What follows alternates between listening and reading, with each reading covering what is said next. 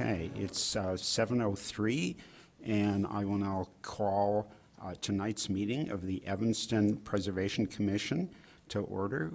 We have a quorum of 8 commissioners present.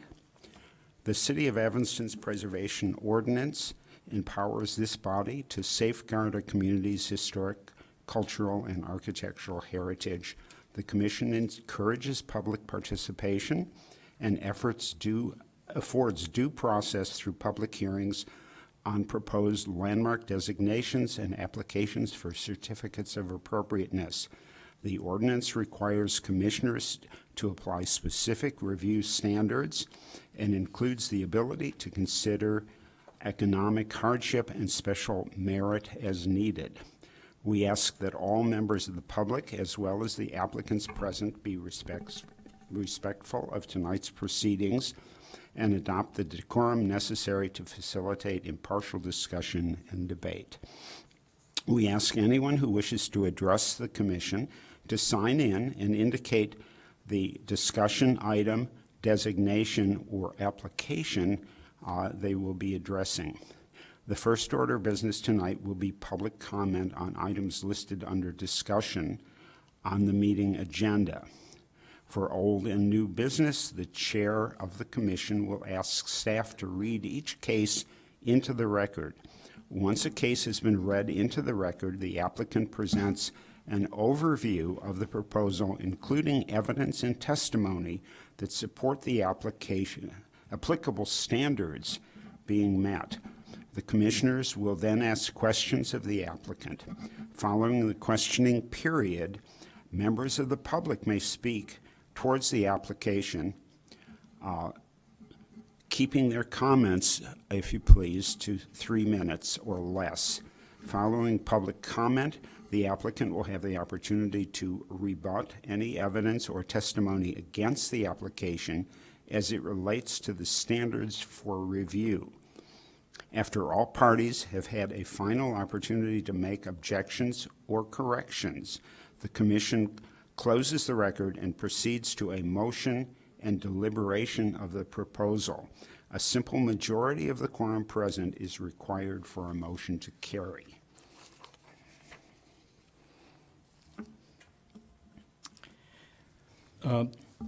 Chairman Stewart, we have old business, 2306 Harrison Street. However, the architect would like to see the next applicant on the new business, 1139 Sheridan, because he has another project under new business, 630 Central, so he wants to go after new business. Okay, so we will move to new business, 1139 Sheridan Road, Lakeshore Historic District, 23 Pres 0021. Brett Leitner, architect and applicant, submit for a certificate of appropriateness to remove the existing raised patio and existing 2-car garage, construct new mudroom addition on the primary structure, and replace the existing garage with a new detached 2-story accessory dwelling unit, replace existing windows at the rear of the house. There are several exterior improvements, including a wood pergola attached to the ADU and a new raised wood deck with a pergola, fireplace, and plant pool near the primary structure. The side and rear fences will be adjusted and replaced to match the existing. Standards that are applicable are for demolition 1 through 5, alteration 1 to 10, and construction 1 through 5, 7, 8, 10, and 15. Can you please tell us your name and your residence, please? Yes, good evening. I'm Brad Leitner from Chicago, Illinois. I am the principal and architect from Heidi Leitner Architects. Thank you for your time and the opportunity to present this project this evening. We are proposing a 1-story mudroom addition in the rear yard of the back of the primary residence, along with several exterior improvements, including a raised wood deck, plunge pool, wood pergola, masonry fireplace, and outdoor kitchen. We are also proposing a new 2-story ADU garage structure to replace the existing garage. Yeah. Sorry, we've got the. That's all right. We have to get to yours.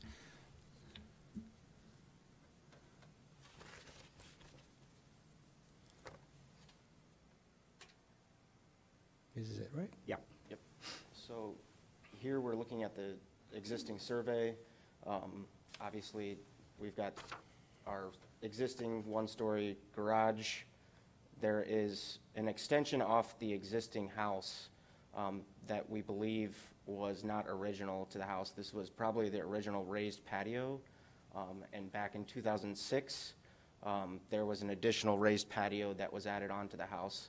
And so we are proposing removing this existing raised concrete patio and this paver patio at grade. You can keep going, next slide. So here, looking at the site plan.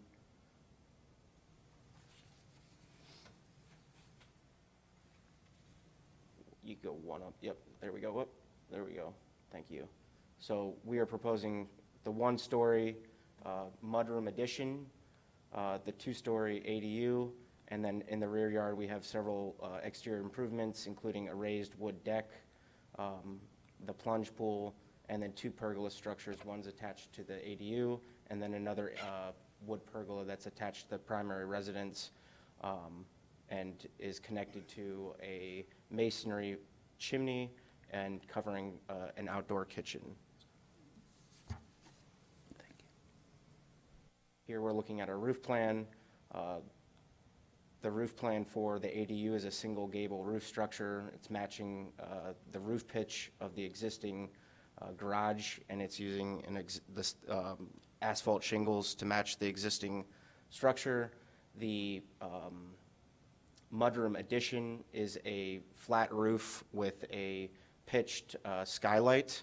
The goal for the mudroom addition is really to create kind of more of a conservatory feel. You can go to the next slide, and you'll see here the existing elevation on the left, which shows the extension and then kind of the raised patio that was added on in 2006. And then now we're proposing this mudroom addition, which again has a sense of more of a conservatory with a lot of glazing and skylight to allow natural light into the existing kitchen. We are replacing the windows from on the existing addition. So here, the second floor and the first floor, and then here you'll see the additional exterior improvements, the raised decking, outdoor kitchen, wood pergola, and chimney off to the south. This is the existing south elevation. And then what we're proposing here is replacing the windows on the second floor, and then replacing some of the windows. Well, all the windows on the first floor here, 3 of those windows will become a slider door unit that will open up to the raised deck there. The windows that we're proposing are all Marvin Ultimate aluminum clad wood interior. And then we're using similar windows. So previously they had casements and this extension, and we're replacing with additional casement windows. They're in slightly different locations just to provide, they were previously, the casements were kind of centered within the grouping, and we've located them to the sides. Purely just from a screen application that we want screens to be kind of off to the sides and not the main focal point when we're looking out. This is the north elevation, so here you'll see the extension and then the raised concrete patio that was added that has steps kind of going up and down. And then what we're proposing here is, again, the conservatory raised decking and replacing several windows in the basement, which is the existing laundry room. So here you're looking at existing photos.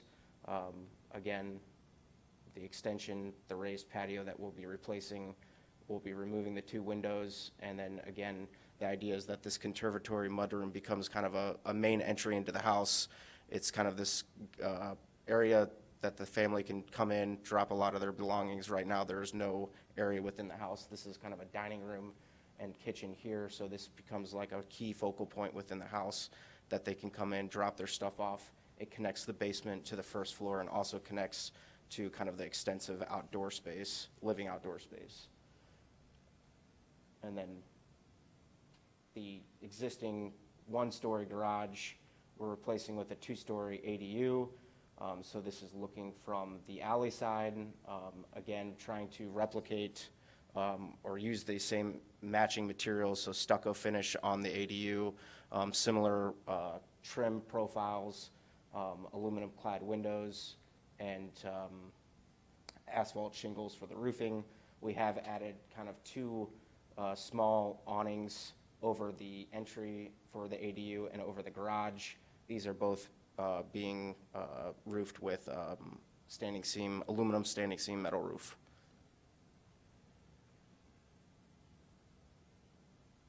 So you're looking at the elevation from the house, which is the west elevation. Again, it was really trying to design this in the aspect of making it look like a small single-family house from the main residence.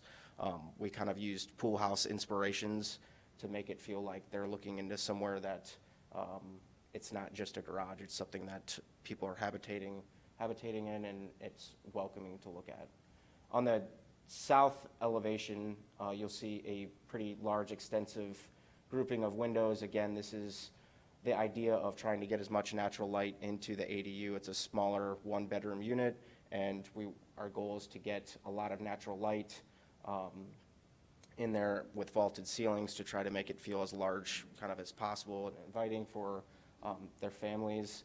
And this is definitely, if you look at the existing addition that was done in 2006, there were large, extensive windows that we kind of pulled inspiration from. So floor plans, we've got basement, laundry room here, and this is our mudroom addition, so you have an entry kind of going up and down, or down and up, sorry. Another kind of drop-off zone that connects to a series of kind of outdoor rooms or living spaces, plunge pool, and kind of a dining area over by an outdoor grill and chimney. ADU, garage, typical first floor, storage mechanical, and then second floor, we've got one bedroom, one bath unit with a kitchen that faces the alley. Again, extensive windows kind of on the west and the south, and we've got one window off the bathroom on the east side. Fencing, we're relocating, we're going to use the same type of fencing, essentially moving it up. We won't be reusing it, excuse me, but moving that up further towards the west to allow for our proposed deck off of the dining room. So there's the existing fence and what we're proposing to match.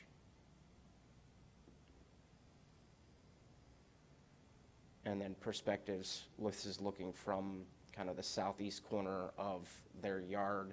And I apologize, this view I feel like is slightly distorted through Revit to make the ADU look much wider than what it actually is. But in order to kind of get that perspective within a close distance, it kind of like distorted it. So it looks a little, it looks wider than what I think it actually is. And I think the elevations depict that. But again, you'll see the existing glass here that we're trying to kind of replicate on the ADU unit. There's the ADU unit from the yard, wood pergola off to the west, and then the perspective from the alley. I think really was trying to use very similar materials to the existing house. Stucco, the windows are very similar in design as well in terms of casement, double hung windows. We have introduced some awning windows off the conservatory, and then similar roofing products, standing seam or asphalt shingles And I think this is, you know, our clients are really looking forward to a project that they can have their families stay in the ADU and really have their families enjoy a nice mudroom for them to kind of come in and drop their belongings off. So with that, I'll turn it over to you. Thank you very much. Okay, do the commissioners have any questions for the applicant?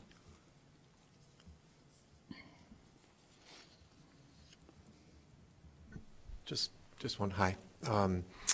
The form of the conservatory addition, the panels above the doors, kind of reading like a classical frieze. What was your inspiration there in terms of that look, that exterior treatment? Yeah, I mean, I think the inspiration was more of a traditional conservatory orangery. So it's not necessarily details that were picked up from the original house, but it is something we think is complementary and pleasing to look at. Okay, thank you.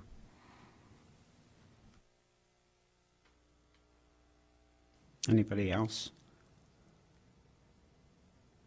I have a question about the windows. On the ADU, the windows are double hungs. They're 3/1 windows. And I like the way you've actually picked up the gable end windows, which reflect or are similar to the ones in the porch addition. The porch addition is casement windows, and you're replacing all of them, so I'm wondering if you considered upscaling those slightly from the narrow ones that were there. I understand you're keeping the same opening and the same headers, but going to 3/1 double hung there, or alternately using a narrower casement in the ADU. Yes, I would say we had not considered that. I think when we were replacing them on the addition, we were thinking to replace them in place. We actually have not done studies to replace those. I think those windows, although I think that was an addition from 2006. I think those window proportions were picking up on the proportions of the ganged or grouped of casement windows in the front of the house and on the side of the house. So you'll see kind of numerous 3 to 5 casement windows with those horizontal proportions. They did have muttons that broke those down, but for whatever reason, when they did this addition, they did not include muttons on those windows. So that was kind of, we were replacing in place. So you didn't look at what would happen if you replace those with muttoned casement windows like the ones in the house? We haven't, no. I think our clients enjoy kind of the glass and the visibility and the views outside of the house. So we didn't really consider adding muttons to all those windows at this point. Anything else? Okay, do we have, the room is sort of empty, but will still ask if there's any public comment on the project.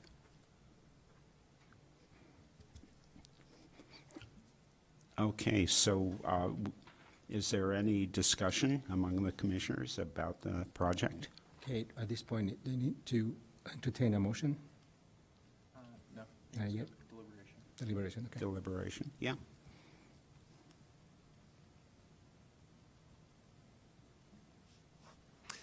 So I like pretty much everything about this proposal, but I am a little focused on what feels a little bit of a different style on the addition. And so I don't know what a early prairie style conservatory would look like. I certainly don't want it to have extended eaves and take on a character that it doesn't need to. I'm kind of on the edge because I feel like it's just kind of plain and staid enough that it's not really showing up the beautiful existing home. But it's just got like, it kind of just has like a little bit of the classical order with those panels above that I'm not perfectly comfortable with right now.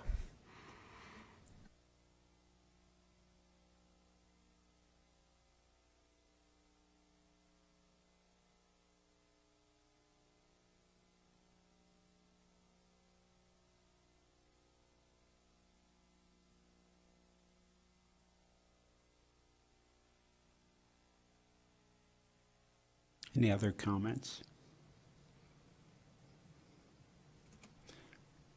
So it seems like the net result is that we've got this stuccoed house that has kind of integrity to it in terms of what it looks like and what its elements are, and then we've got this somewhat more contemporary addition that was done previously, and then your element adds a third piece. So, I mean, does anybody have any feelings about that one way or the other?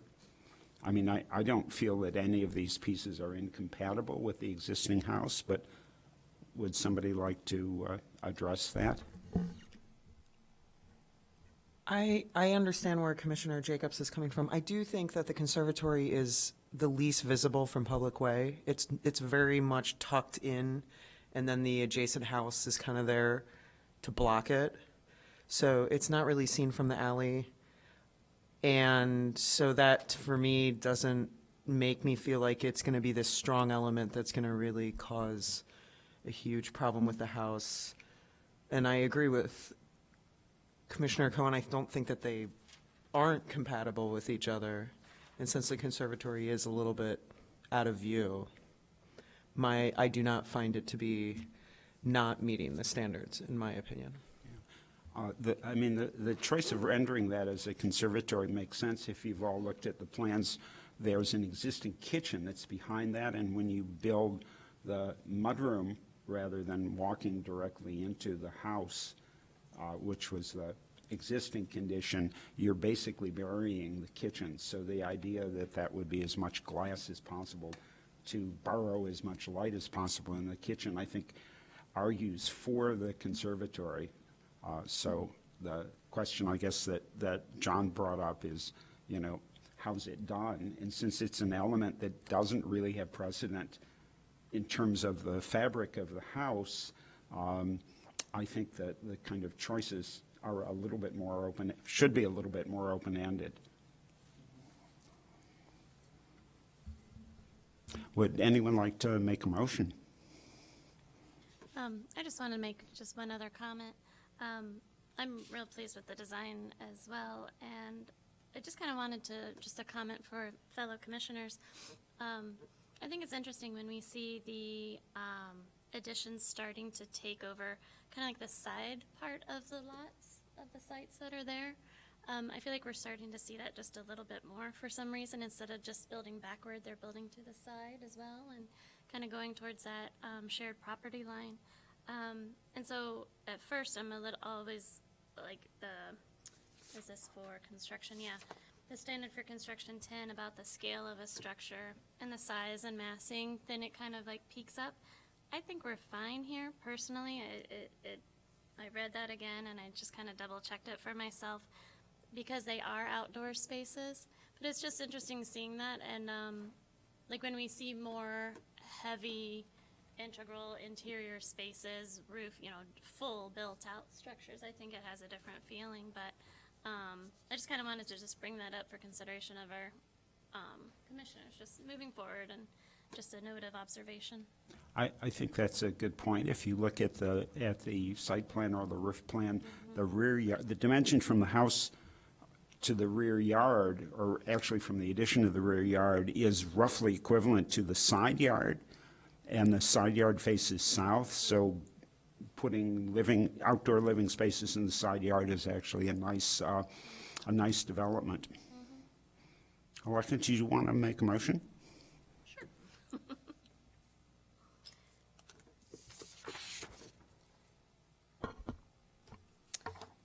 move to issue the certificate of appropriateness. Do I have to read the property again? Yep. Okay. For 1139 Sheridan Road in Lakeshore Historic District, case number 23 Pres 0021, I move to issue the certificate of appropriateness to remove the existing raised patio and existing two-car garage, construct a new mudroom addition on the primary structure, and replace the existing garage with a new detached two-story accessory dwelling unit. Replace existing windows at the rear of the house. And there are several exterior improvements, including a wood pergola attached to the ADU and a new raised wood deck with a pergola, fireplace, and plunge pool near the primary structure. The side and rear fences will be adjusted and replaced to match the existing. The applicable standards are demolition 1 through 5, alteration 1 through 10, and construction 1 through 5, 7 and 8, and 10 through 15. I'll second. Okay, all in favor? Aye. Aye. Nay. A soft nay. Okay, thank you.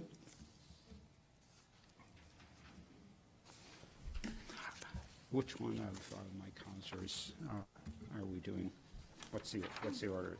Central or the one, the old business So, one? Chair. Mike, do you have a preference?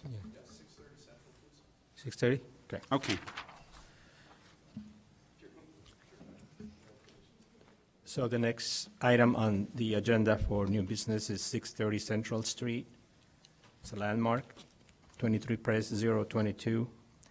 Mike Hauser, architect and applicant, submitted a certificate of appropriateness to replace 22 single-pane true-divided light wood casement windows with a lead window grill. Several of these windows have a stained glass round accent in the pattern. The replacement windows are clad wood Marvin Ultimate casement windows with an applied divider grill that would replicate the original dimensionally and functionally. The stained glass detail would be applied to the inside of the window in the late circle. The original windows would be salvaged for reuse. Applicable standards, alteration 1 through 10. So just take a minute to go back to the next project. Just,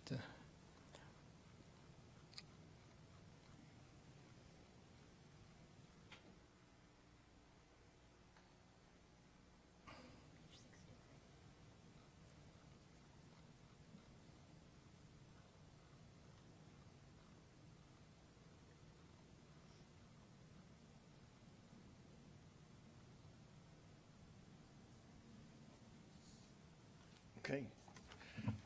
My name is Mike Hauser. I'm the architect for Rob Berry, who is the homeowner at 630 Central Street. Thank you for having us here tonight. Rob and I have been working on this for a couple of years now to try to determine the best way forward with these historic windows in this historic house. We've put in what I feel like is quite a bit of work in investigating replacement strategies, but also restoration strategies and modification strategies. And I believe if you don't have those drawings, there were a couple of iterations before this that were reviewed casually with the commission to explore what would be an acceptable route forward. We were also balancing that, of course, with the cost. And one of the major reasons we're here tonight with this strategy is cost. So we've got a hardship, and we've got about triple the expense in material and triple the expense in installation for the strategy that would be to restore and or other means of maintaining the windows as opposed to replacing them fully. Rob is going to speak after me to some of the problems that he's had as the homeowner that strengthen the case. Nobody wants to replace these windows. You know, we've read the the dossier on the house, and it is, I think, listed first as the defining characteristic of of its historicness, but the windows have several strikes against them in their practicality and in their construction already. And the invitation is open for anyone who would like to come see those windows in person. Some of the things I'm going to describe are difficult to imagine, but what I think is happening, I'll get right into it, is that the art glass is of a thinness that has to be matched by the glass itself. And it's very spider web-like in its malleability. And the glass itself flexes when the wind blows, flexes when the doors open. Several pieces have fallen out. And I believe these are windows that were constructed with, the best of intentions, but they're not up to par as serviceable windows in this environment. There has been breaches over the years from the holes and the gapping that have caused water damage on the inside of the house. And, this is, we also have just statements about energy efficiency. Some of the stories that Rob has point to pieces of the furnace. I don't want to steal your thunder, but there are other evidence. There's other evidence of this issue being, something that the homeowners need to deal with. So I'm just going to discuss, some of the things that we've already looked at and why we've steered away from them. We started with a man named Jeff Edinger of Oak Brothers Windows, who's a restorer. He came out to assess a strategy of either replacing the windows piece by piece in order to rebuild them, or to remove the sash and install the sash as a storm window on the outside of in-swinging casement windows. So we would have that, the security and functionality of a real window, but still be able to open both to take advantage of air and light. I should also add, the house is very close to the lake. This is, even opening the windows to listen to the surf at night, this is definitely on the wish list here. So I've been taking from day one that the windows have to be operable in some way for this to really please all and be a practical solution. So with Jeff, going back to Jeff, Jeff was unable to commit to a timeline, also unable to commit to a price. So his numbers are not actually even included in the triple cost of the replacement strategy. But his strategy would be to take them down one by one, restore them over an unspecified amount of time, and put them back up. Now, the one thing, several things that he could not speak to were whether or not this strategy or the strategy where we would hang them outside of real windows, in-swinging casement windows, he could not speak to the point, to his confidence in that actually being a solution, and solving all the, thermal issues that might occur with two actual windows. There would be some experimentation there and some evolution in, how these windows function in order to keep them from fogging up, et cetera. So the other thing he discussed was the thinness of the glass and what that would mean for the frame of the window in order for that glass to be beefy enough for it not to spider web and bounce around. It would mean pulling the entire frame of the window apart and routing a bigger hole, bigger groove for the glass itself. So at some level, we're talking about a strategy that basically replaces every piece of the window itself towards the end of, you know, restoration, which may, you know, it has its value, but that's just something that we were wrestling with quite a bit. So then we came up with the solution of having the art glass removed from the circular art glass, which is beautiful. There are some that are very beautiful, and applied to the inside of the windows, of new windows that have the lead patterning that would match the original. And the issue with that, I can imagine, is that this would destroy the window, the original sashes, and there would be nothing left. But there is the question of what of those original sashes is original anyway. There are at least two areas where the glass has been completely removed and replaced with a single pane and then the lead tape applied to the outside. So this is a bit of a meandering process, but we're here because we think we have a solution that is viable, that might, you know, I would like to put it to the commission of whether taking the circular art glass out of the windows would destroy that, and whether it would be a better solution to maintain the casement sash you know, as a whole, and have them donated, have them, you know, stored in the house for however long it takes to find a home for them, but that they could remain part of the house's history in that way.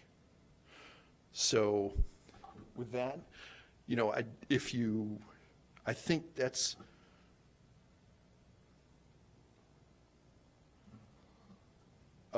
there is also the option of maybe finding a place inside the house. There is some restoration, or rather some renovation interior coming up, and it could be possible that we could find a home for some of the sashes in a decorative way on the inside of the house. So I'd like to turn it over to Rob, who has some points to make as the homeowner and as, you know, just living with these windows and some of the discomfort that comes along with it, and, you know, maybe even more of how we wound up with this solution. Thank you. Please, you know, sign up on the sheet Yeah, and sure. state your name. Yep. So, Robert Barry. Thanks, Mike. So I'll just give you some brief backgrounds. We moved here a couple of years ago. I actually lived in Evanston about 20 years ago because I went to Northwestern for grad school. And when we were living in New York in an apartment, and now I'm a homeowner in front of you folks talking about the windows. So it's been kind of an interesting process, and you got some sense of it from talking to Mike.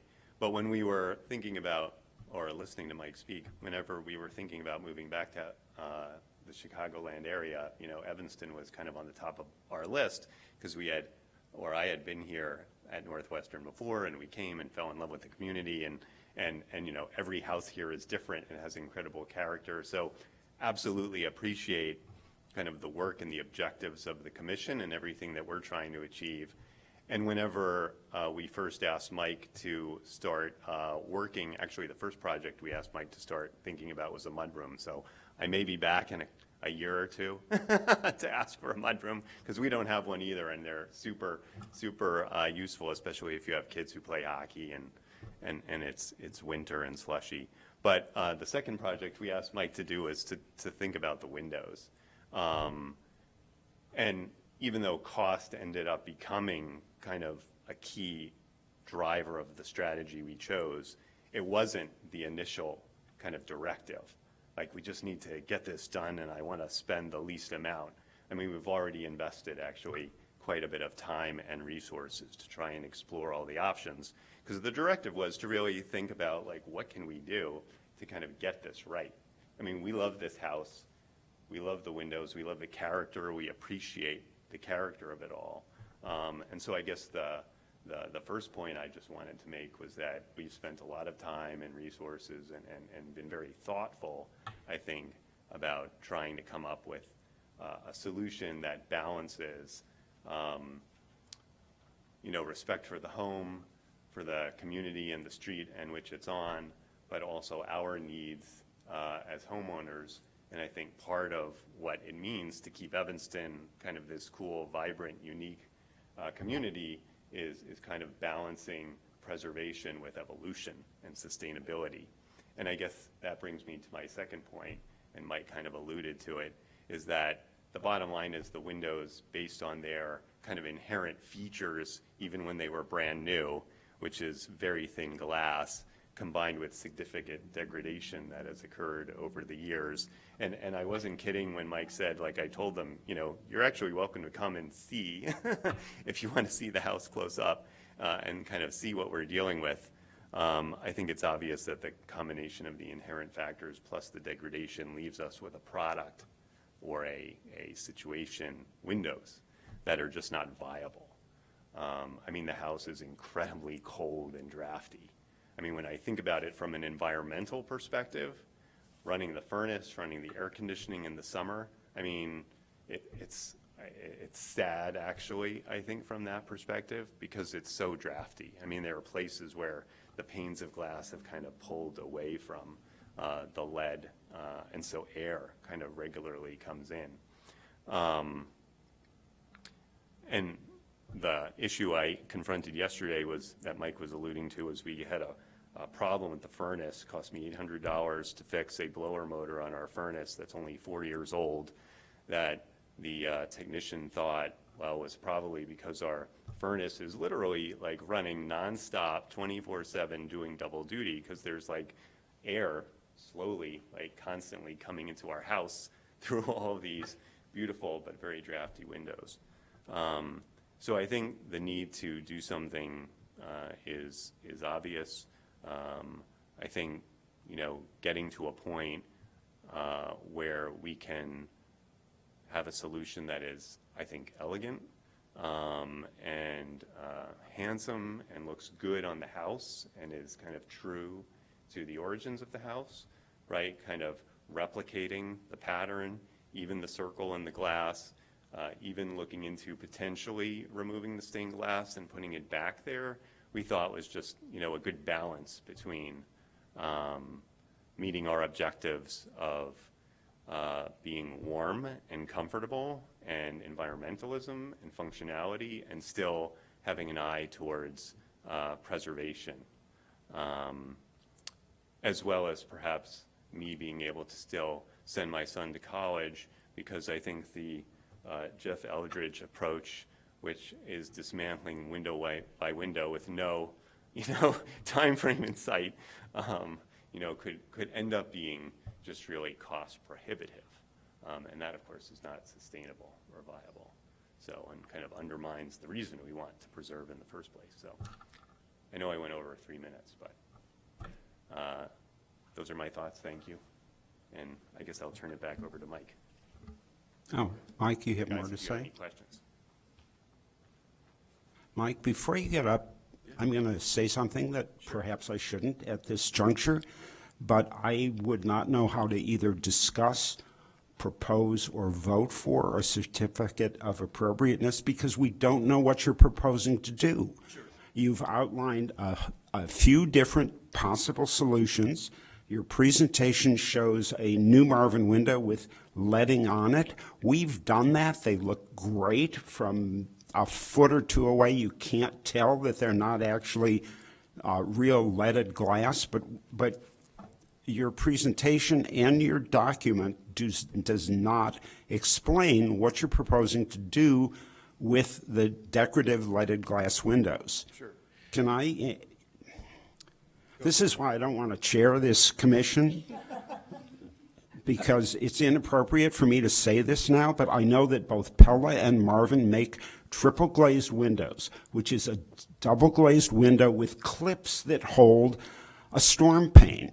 Okay? If you took these windows took them out of the crummy wood, falling apart wood sashes, you know, and you actually put them into a metal frame that would fit into the storm panel that the Marvin windows accommodate, I think you could make everybody happy. Nobody wants you to live with single glazed, leaky casement windows.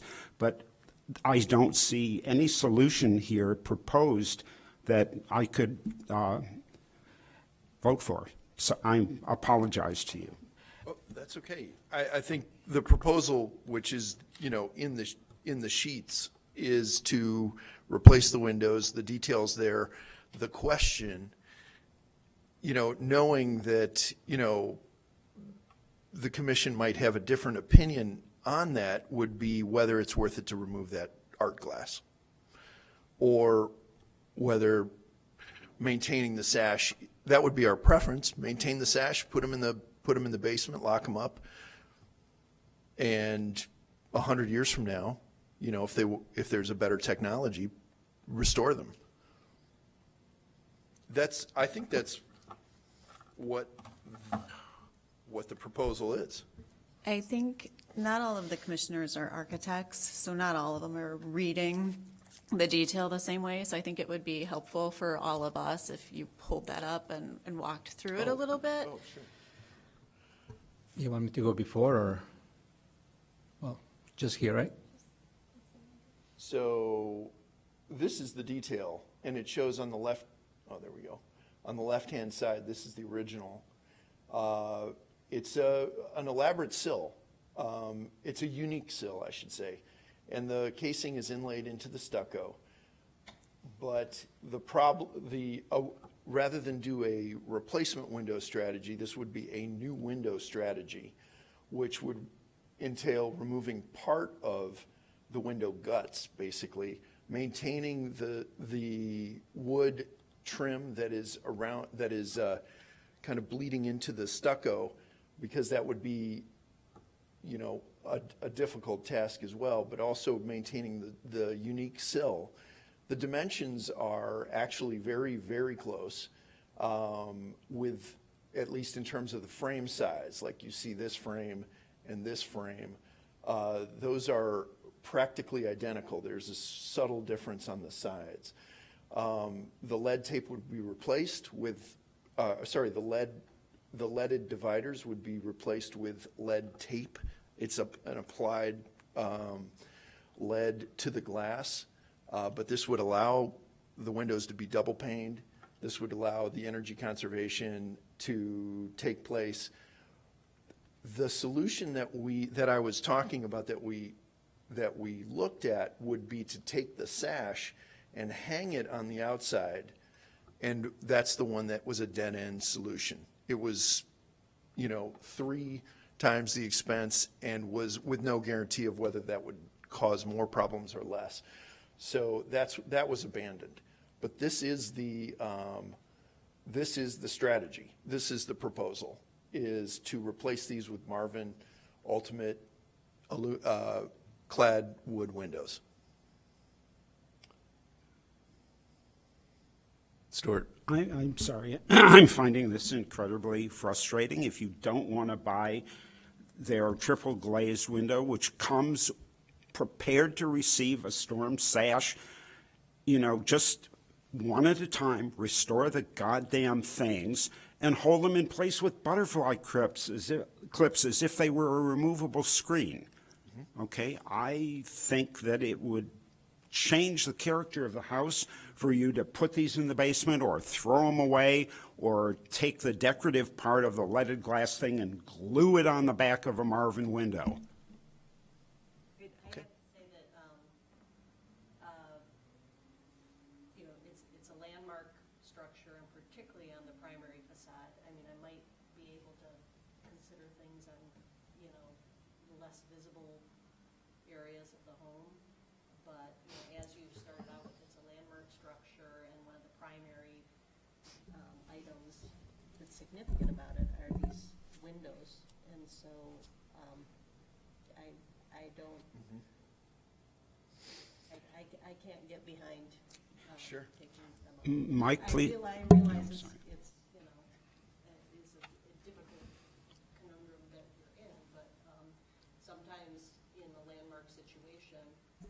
solution is to, you know, I'm sure that maintenance was deferred on them for a long time because, you know, they're difficult to maintain, and then now, as you got the house, restoration might be Yeah. what's called for.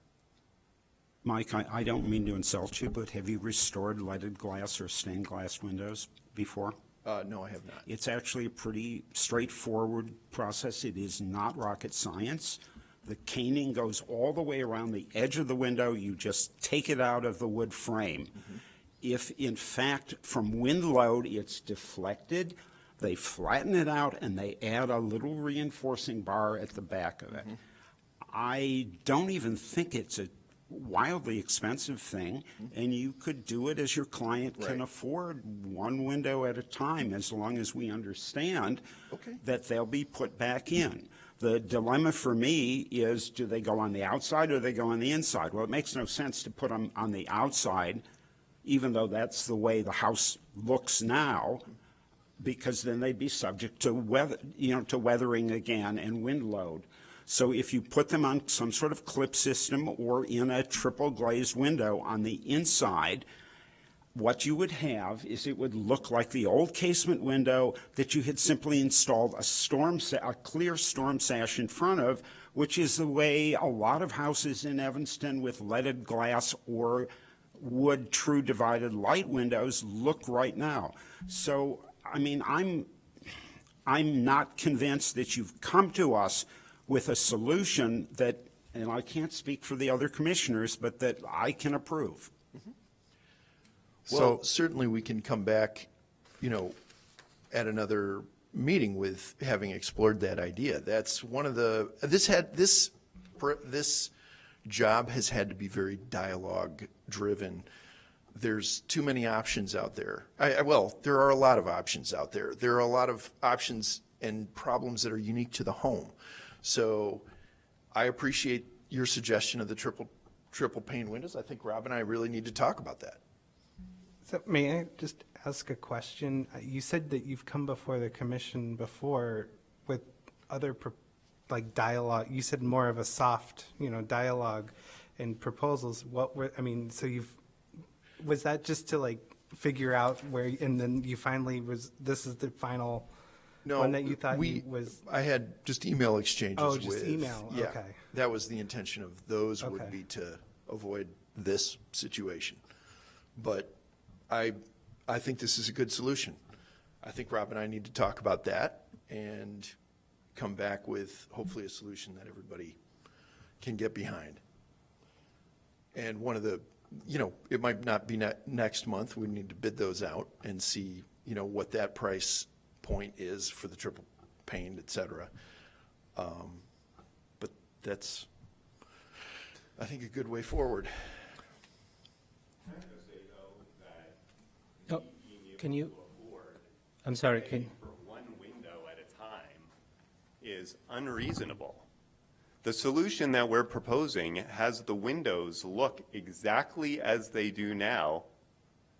I mean, your clip system sounds a little jerry-rigged, not any more or less than me in a thoughtful way applying the stained glass to a new window that has the lead applied in a way that mirrors exactly what's on there now. Yeah, I would just say that there are no provisions in the ordinance that take these economic considerations into account.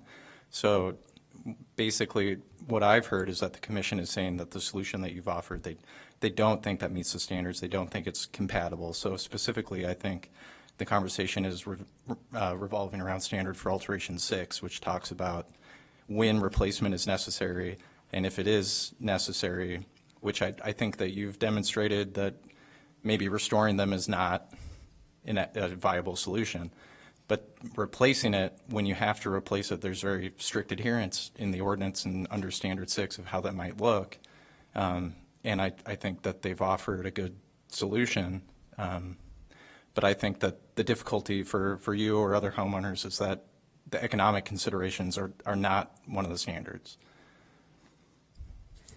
Well, I think it has to be, because otherwise this is not sustainable. everything that we're trying to accomplish here, which is preserving Evanston as like a viable place to live. I mean, to force an incredible burden on me, I mean, it would probably cost, because we have priced out some of these other solutions, hundreds of thousands of dollars versus the solution that we're proposing, which from the street will look almost identical to what we have now and be super environmentally friendly and highly functional. And if there's a storm, I don't have to worry about like the windows blowing in or these clipped-on things falling off. So before we get too far in defining what we are or aren't going to approve, I would like to drill down a little bit deeper into the details of what's being proposed and the storm panel, energy panel solution that Stuart, Chair Cohen mentioned. So, yeah, Mike, if you could. So when I read the description of what you're proposing, and so it's going to be Marvin clad wood ultimate windows.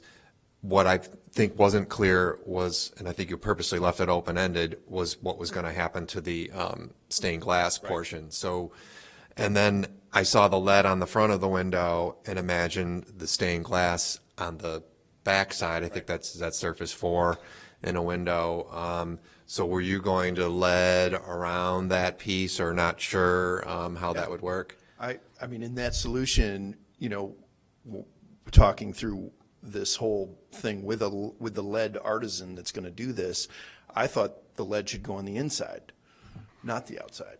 And then, yes, it would In be a order to thicker grab bead. Yeah. that stained glass. So does anyone, can you radius the lead around the circular stained glass? Does anyone know for sure? I've done this lead treatment before, but I've never done it on a curve. Right, and that's You can put missing a beam in information. a circular pattern. Okay. Yeah. So then I want to talk about the storm panel Yeah. solution, and I knew that to be called an energy panel. I don't, and that was kind of a first generation when architects and window companies were starting to think about getting environmental, et cetera. In terms of where either the existing leading and glass and sash gets incorporated into that, I think that there could be a good solution and probably a lot more economical than replacing every single window, and in the end gives you at least 2 panes of glass. And one other thing I want to mention about that is I understood that energy panel to be actually something that you put on a single glazed window, not a double glazed. It sort of becomes a de facto double glazed. It's not as good. They do it both ways? Okay. So that might simplify where, And it doesn't fall off because it's engineered as part of the damn window. so I think like everybody else, I feel similarly, but I do think that there's a good solution here that won't require you to replace everything, and I am definitely sympathetic to what's going on with the air infiltration. So I would like to rescind this, go back to my corner, have it bid out, look at this triple pane energy panel solution, find out how, what the impact is on that. That would be the responsible thing, and then we'll be back. John, do you want to make a motion for a continuous, or is there any other discussion among the commissioners? I think he's Yeah. asking to withdraw. Oh. Is that what you're saying, Mike? Well, a continuance would be fine. I just don't know how you want to handle it. It wouldn't look like this. It depends a little bit on the timing that you're considering. I wouldn't want to continue it and then just have the homeowner be charged for the, Sure. You know, So extra let's notice, continue but- it. It won't take. it also doesn't have to be continued to a date certain, I don't think. No. Okay. So let's continue. Let's continuance it. If, Go ahead. I'd like to just make a comment about the standards that were of most concern for me, so that when you come back, then you might be able to address those. And so I'm looking at the alteration standard, the alteration standards. And standard number 1 talks about, taking every reasonable effort to adapt the property, structure, site, or object in a manner that requires minimal alteration of the property. I definitely understand your infiltration issues. However, I do want to emphasize, it sounds like there were a lot of strategies that you all considered. I guess I just want to make sure that all the due diligence was done and that you're talking to more than just one art glass restorer and that you're getting costs, that you're getting schedules, before you would rule that out. Taking every reasonable effort is standard number 1 for that. Standard number 2 talks about the distinguishing original qualities or character of a property, structure, site, or object shall not be destroyed.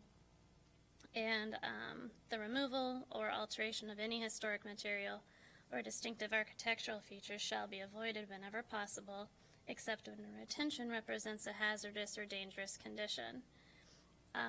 The temperature in your house is super important. I get that. I do think that the windows are not made to leak air. If you re-cement the windows, then that's one option of going forward with that. That's a standard practice with art glass windows. I definitely get that the maintenance has been deferred, but it's not a huge costly thing, as I think Commissioner Cohen mentioned. And so again, just retaining that original material, but then also taking the responsibility of when you do have these types of windows in a landmark house. The standard number 3 talks about. Oh, no, not number 3, 5 and 6. 5 talks about the distinctive stylistic features, materials, finishes, examples of skilled craftsmanship, or examples of distinctive construction techniques that characterize a property, structure, site, or object shall be treated with sensitivity. And I just wanted to highlight the art glass window is the whole window. It's not just a little medallion. It is that 1/4-inch glass, and it's the whole thing. It's not just, so saving the one medallion part, all right, but is it sensitive? I don't know. So that's just a point that stuck. And then number 6 is the last one that I'll highlight, and that talks about deteriorated architectural features, which it sounds like we have, shall be repaired rather than replaced wherever possible. We had mentioned that earlier. And so I just want to make sure that because it's such a huge window program, because it's on a landmark, that we're making sure that all the due diligence has been done and presented. And again, the art glass window is the whole window. And one option, I don't know if you all have already considered this, is going ahead and re-cementing the window. It means taking the whole thing out, taking it to a studio, flattening it, taking off the cames and re-cementing it, and then reinstalling it with a pane of protective glazing that's vented. The operability, then that's another thing to consider, of course, whether it's casements or what. But again, it's just because of the level of the house and the significance of the house itself that it really needs to be considered carefully, all the options. Thank you. Thank you. I just wanted to make a comment. As a commissioner, but also a homeowner, I also have a landmark home built in 1867. We are currently taking windows out one by one and restoring them, and I'm sympathetic to this because can be expensive. It's hard not to have functioning windows that either leak or don't open or whatever. And I don't have the knowledge of some of these other folks in terms of solutions. I can't really help you there, but I will say, just from personal story, we don't have the same windows, but we do have stained glass windows in part of the house. When we have their unusual shapes, they're very large, so they're very pricey to do things to. We have a storm overlay where they drill them in.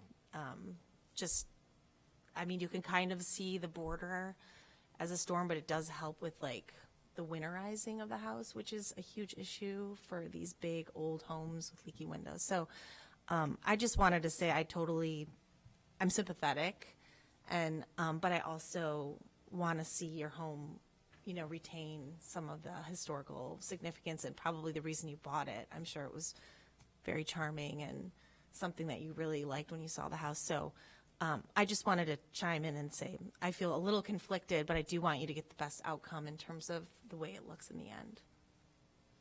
That's all.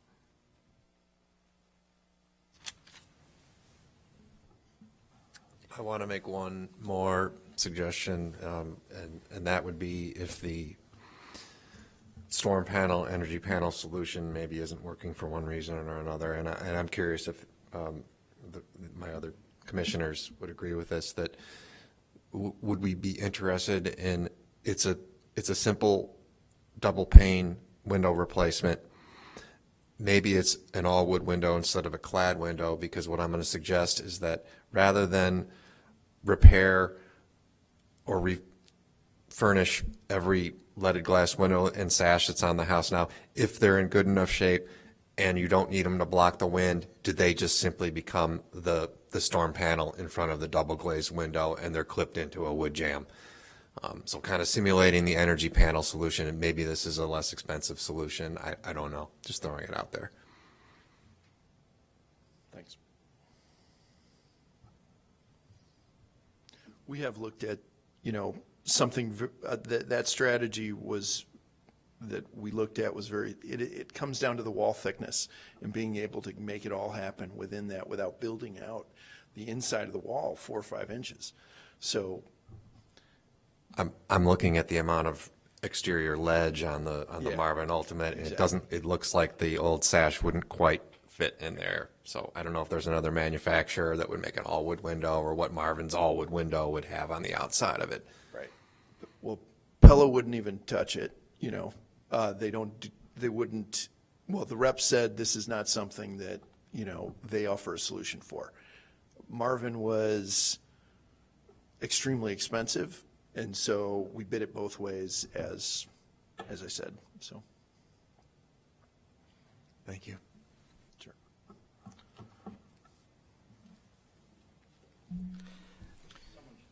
I'm just trying to understand. Okay, Is this a motion for continuance with no day certain? Is that what we're agreeing to? Yeah. I think that's Do we have a second? Second. Well, Who moved? that was more of That a was a motion. That was more of a question. Sorry, I thought Motion. you were making a motion. I'm struggling because I don't know that I necessarily see the value in continuing it, Mike, versus just reapplying.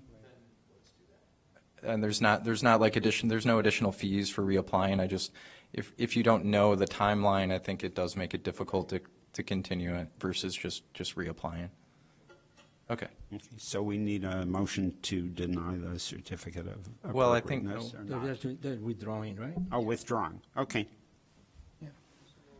Yeah. So there's no action, and there will be a new application based on the information that the commission was able to share with the applicant. Thanks, everyone. Thank you. Okay. So the project has been withdrawn, correct? Okay.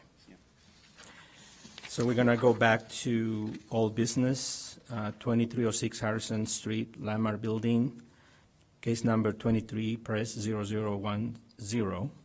My Hauser architect applicant submit for a certificate of appropriateness to demolish an existing single-story real volume addition and construct a new 2 1/2 story addition at the home's rear and side volumes and alter the home's fenestration at the west elevation. Okay, so I'm going to go back to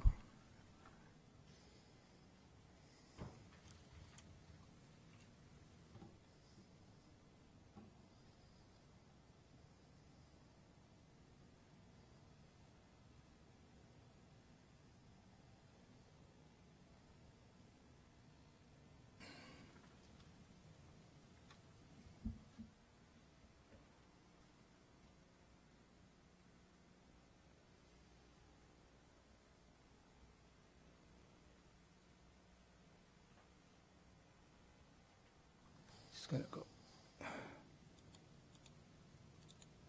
How far you want me to go, Mike? Maybe the site plan would be good. And is it possible to zoom in here? Yeah. Mike, do you want to just talk about the changes to the elevations? You bet. Because that's what we asked you to come back for, rather Exactly. than representing the whole project. My only point on this was that we pulled this back from the side yard in a couple different ways. The primary volume came back, but also we articulated a little bit of the program with just a simple bay, which I think helped the elevation a lot, but it also lets us keep our program pretty much exactly like it was. That's what I wanted to point out in this one. So we can go to the exterior elevations now.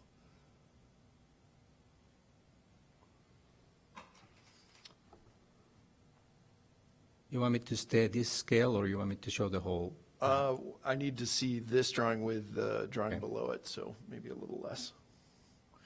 So one of the, some of the comments had to do with the roof line here, the ridge line being dominant to the original structure.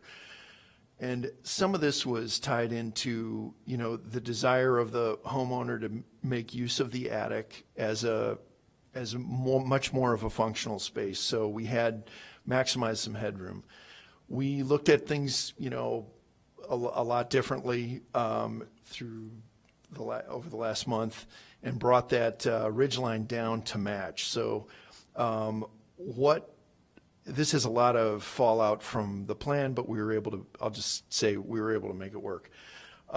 This is the elevation that was seeming, too large, too looming relative to the original, what was the petite house that in the first presentation. So we pulled this out, let's see, it's the east side, in quite a bit. I think it's more than 2 feet, maybe more like 3 feet, but put some of the program back in with that bay. So my hope is that that is much more in scale with the rest of the house, the volumes of the house. We get some additional detail in the form of a bay, which allows us to utilize some more of the design features from the original house, like the scalloped, or the fish scale at the eave. It gives us opportunity to do that. On this side, I don't think I want to go into this side yet, but if we can go to the next page. The next elevation would be something like this. This is that bay that we're using to kind of break down the massing of that. You can see that the ridge lines will match. In the back, we brought this ridge line down. We also looked much more at length at the Victorian stick style and some of the features that are predominant with that. We also looked at these kitchen windows and the scale shift that was going on, Stuart, that you brought up, and brought them hopefully much more in line with the rest of the windows. I think we had 3 pairs of windows here before. We brought those in. We're also, I believe from the last presentation, we've punched this volume, which is just it's a little bit less. So what it does is it just brings the scale of everything down, and this projecting gable doesn't read so large.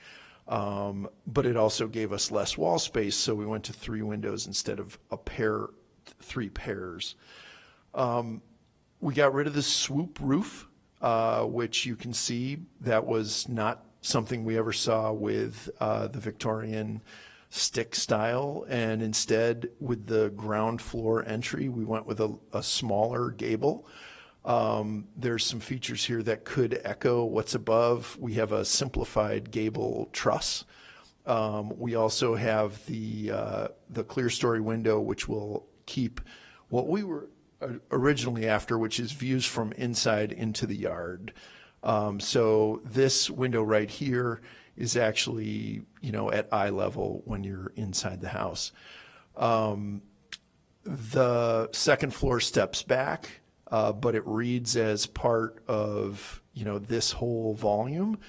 And it's articulated with some of the trims so that we can get some more of that feature that we all love, which is the fish scale siding. It meant a little bit different roof up here, but that's, I think we're all good with that on our end of things.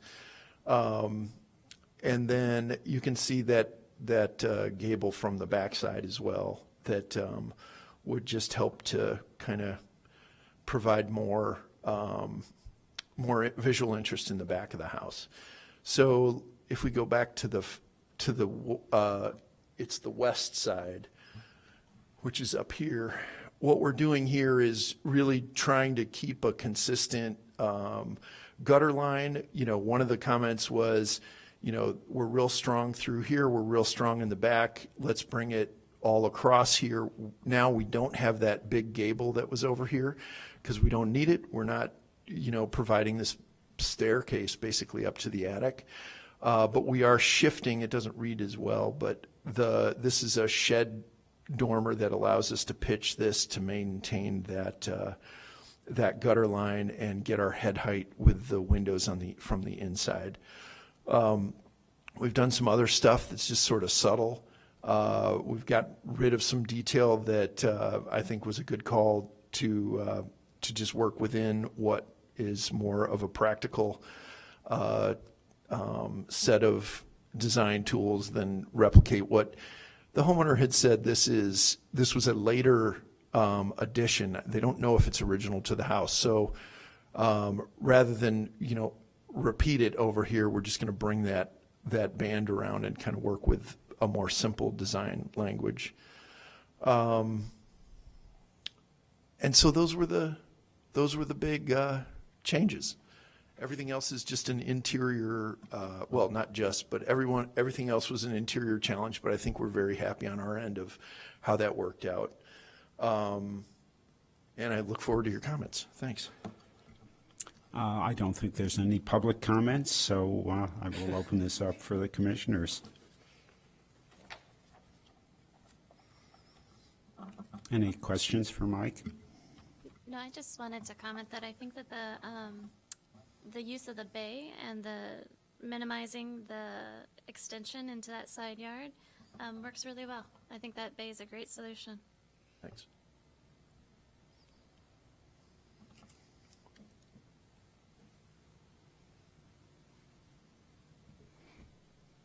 Looking at the plans, the blank wall of the bay is the bed wall in the bedroom above, and I assume where the big screen TV goes. That's right. Anybody want to comment on the horizontal strip windows, which are high in the rooms? Obviously, in relation to the other fenestration in the house. I understand that you're repeating the little windows on either side of the fireplace, which are probably sitting over bookcases, I would assume. They are subdivided into three windows in each strip, is that right? That's right. So if we're deliberating,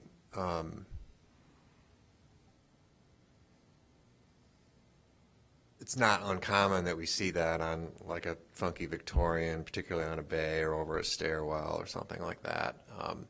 Given the functionality on the other side, I'm okay with that.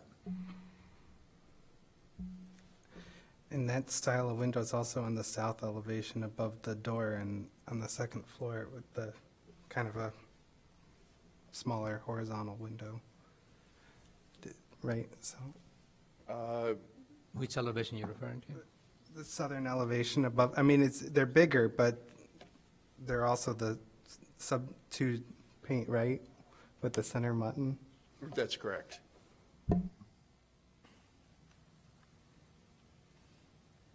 Yeah.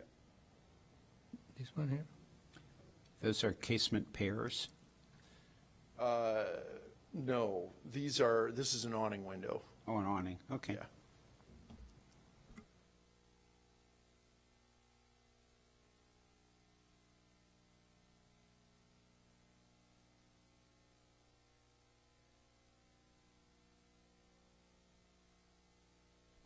Any other questions or comments from the, okay.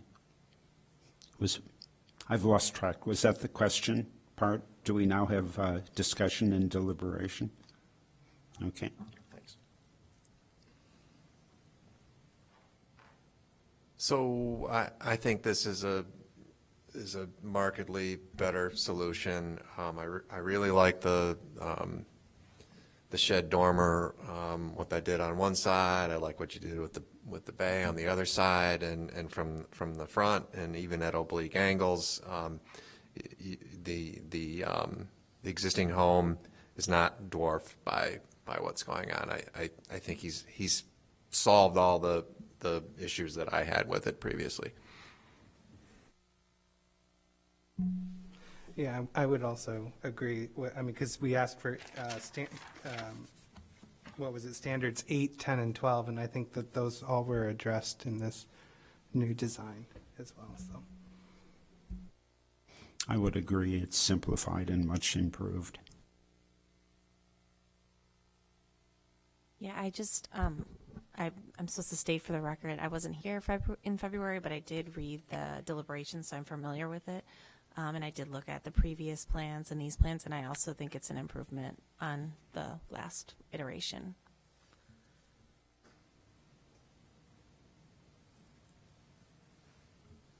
Does anybody want to make a motion? Sure. Regarding 2306 Harrison Street, landmark case 23 Pres 0010, I move that we issue a certificate of appropriateness to demolish an existing single-story rear volume addition and construct a new 2 1/2-story addition at the home's rear and side volumes, and alter the home's fenestration at the west elevation. Applicable standards: demolition 1 through 5, alteration 1 through 10, and construction 1 through 8 and 10 through 15. Is there a second? Second. Okay. All in favor? Aye. Aye. Okay, Mike, thank you. Thank you, Mike. Okay, we next have approval of the minutes of February 15th. Yes, There's discussion, but no vote will be taken. Yeah, we have rules and procedures first. the rules and procedures. Hold on a second. Yes, rules and procedures, I'm sorry. I was just looking. So this is for action. The commission discussed and reviewed written changes to the rules and procedures at the February 15, 2023 meeting.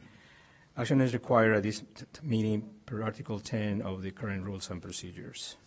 So I have not received any comments from commissioners, and I asked Kay before, and he did not either. Correct? You didn't receive any more input on that? No, I didn't. So that would mean that they would have to adopt these rules as. Well, they can make changes They can to do- them. I mean, the last time it seemed like the one kind of discomfort was changing how cases are processed, the procedure requiring a motion before deliberation.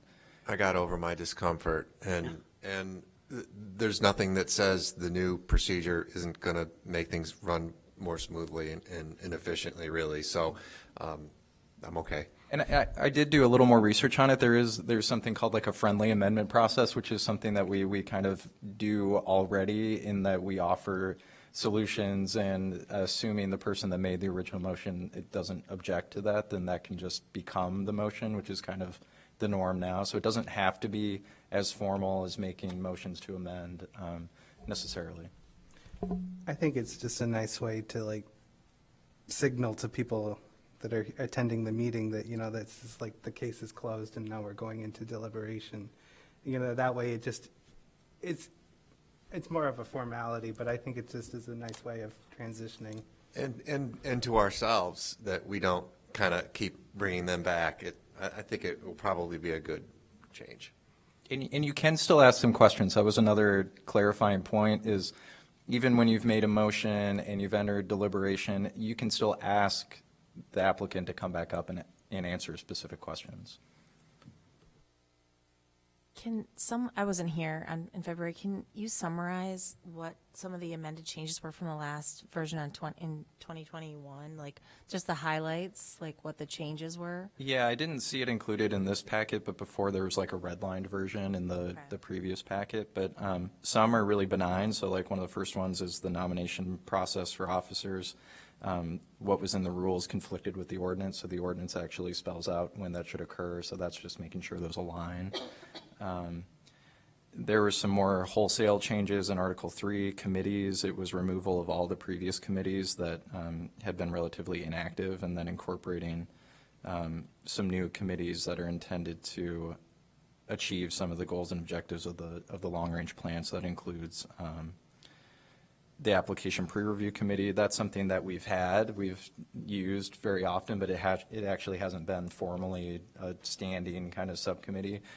So that kind of cleans that up. And then having an education and advocacy committee that looks at specifically moving forward or advancing the specific initiatives that were a part of this annual work plan, which was I think it was the quarterly newsletter, and then some like training publications. And then also this diversity committee, which would look at actively recruiting commissioners, which I think is also achieves some of those goals. And then I'll look at then, like we just discussed, under Article 4, that's kind of just the procedure requiring a motion before we enter deliberation. And that aligns with both city council rules and then just Robert's Rules of Order. So that's just kind of how you should conduct business. We completely struck the section on reconsideration of applications. That was something that was a little bit messy, where it somewhat conflicts with the ordinance and the process that an applicant is supposed to go through, where a case should either be continued if you don't have enough information, or if it doesn't meet the standards, it should be denied, or they should be asked to come back with revisions, or they can appeal if it is denied. So there's already a process in there, and that I think was only used once in the last 30 years since you've been here, and it was not a very clear process that we had to go through. It was really very strange. I think it would have been ideal for them to just reapply. It would have been easier. So getting rid of that. There's a section under certificate of appropriateness reviews, so kind of the rules of circumstance for the commission under major work projects, that allows the application pre-review subcommittee to defer projects back to staff administratively, which is something that we've somewhat done in practice already. It just hasn't been in the rules. There was one change in the rules of circumstance, number 38, alteration, addition, removal of exterior building materials. It was listed as a minor work only, and that was changed to minor work or commission review. And then there's a change under Article 7, removal of a property from landmark status, that talks about in instances of when someone proposes demolition of an individual landmark, that they would also apply for rescission concurrently, because there's been instances in the past where demolitions have been approved and the landmark rescission, which runs with the property, not the building, is still in effect. And there's a separate set of standards, so there's a separate process too. So rescission is a public hearing, which is a whole different notification procedure, where demolition is just a certificate of appropriateness. So including that, I think, clarifies some, or fills some holes and clarifies aspects of the ordinance itself. Wholesale removal of the solar guidelines from the commission or from the rules and procedures as they're adopted in the ordinance by reference. The commission has the ability to adopt its own guidelines, various guidelines. So that'll be a standalone document. And then in addition, under Article 9, Article 10, which I think I changed Article 11, requiring annual reporting by the commission to the Planning and Development Committee as part of the rules and procedures. I think that's it. Okay, I just have a question on, it it's page 82, and then I also saw it on the annual review, page 92. The pre-review subcommittee, it talks about some major work going back to administrative review, and I just wanted to know, like, understand more about that. Has that already been happening, or does stuff always, major work always come here, or has it been bounced back to you before, like just informally? It's happened occasionally. So the pre-review committee now is comprised of like the officers of the commission right now. There's been instances where as much as you can try to make that list and that matrix be like include every scope of work and intensity of work, the reality is that there are things that are triggered in that matrix as being major work that should go to the commission that really aren't major work. It doesn't constitute a significant change in the appearance or the integrity of a structure, and those have been kicked back for administrative approval. I wouldn't say frequently, but that has been something that's happened occasionally. Okay, so I guess was my concern was, I definitely think this commission should be doing the major work review. That's the point of it. But I guess you're saying that's just, there are some things that are maybe not, they fall under major work, but maybe don't really aren't large enough maybe for us to consider in a way, like, is that?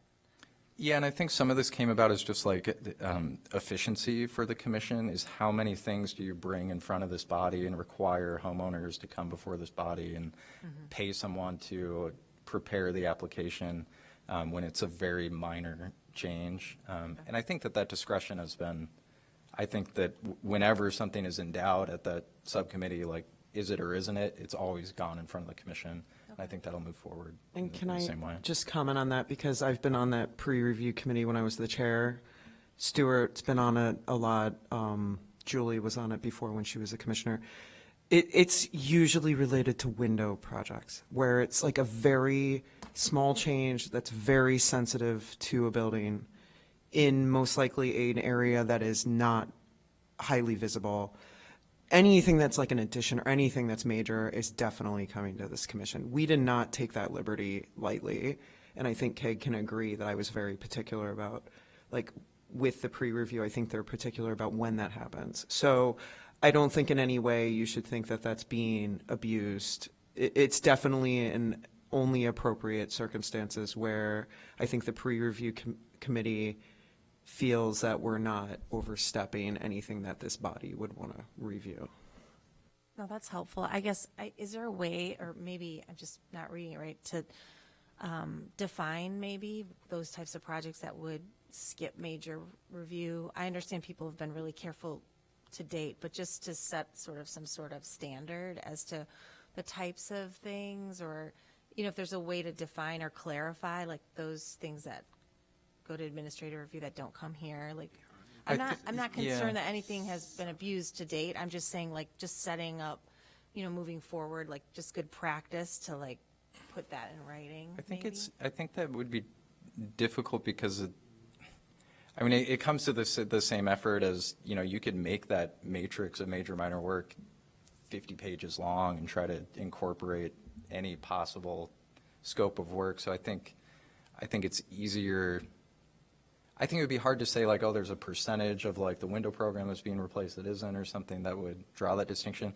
I think that we could separate those things and track what kind of cases are being deferred so that we have a better knowledge, like, next year when we look at it, like, oh, it's always been single window replacements or something. And then that might be an occasion to actually insert something or revise that matrix of major versus minor work. Yeah, and I didn't mean revise the matrix. Yeah, I mean, I just meant like a sentence, like, We- for we- example, from window repair, minor window, things like you just stated, but.